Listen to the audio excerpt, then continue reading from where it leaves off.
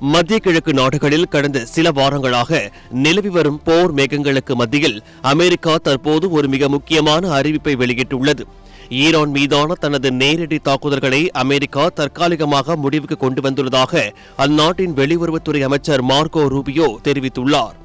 இருப்பினும் இது போர் முடிவுக்கு வந்துவிட்டது என்பதற்கான அறிகுறி அல்ல என்றும், சர்வதேச கடல் வர்த்தக பாதையான ஹோர்மோஸ் ஜலசந்தியில் ஈரான் ஏதேனும் கைவரிசையை காட்டினால் அதன் விளைவுகள் மிகவும் பயங்கரமானதாக இருக்கும் என்றும் வாஷிங்டன் கடும் எச்சரிக்கை விடுத்துள்ளது.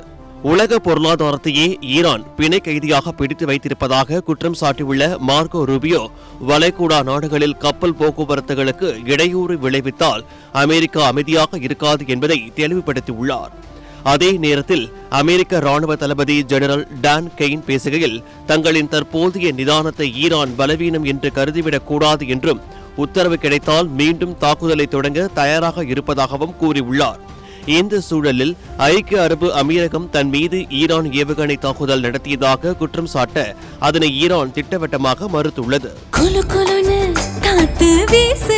உங்கள் சத்யாவில் குளு குளு ஏசி ஆஃபர்.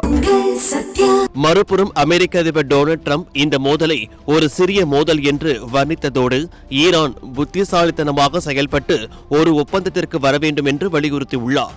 ஈரானுக்கு போரிட எந்த வாய்ப்பும் இல்லை என்றும் அவர் கிண்டலாக தெரிவித்துள்ளார்.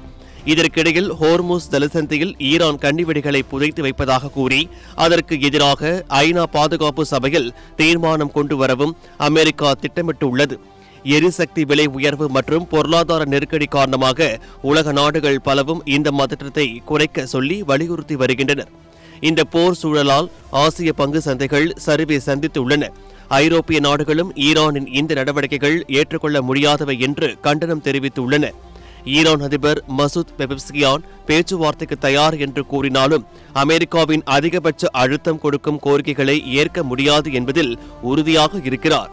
மனிதாபிமான உதவிகள் மற்றும் போர் நிறுத்தம் என ஒருபுறம் அமைதி பேச்சுக்கள் நடந்தாலும், நடுக்கடலில் எப்போது வேண்டுமானாலும் ஒரு பெரிய போர் வெடிக்கலாம் என்ற அச்சம் இன்னும் நீடிக்கிறது.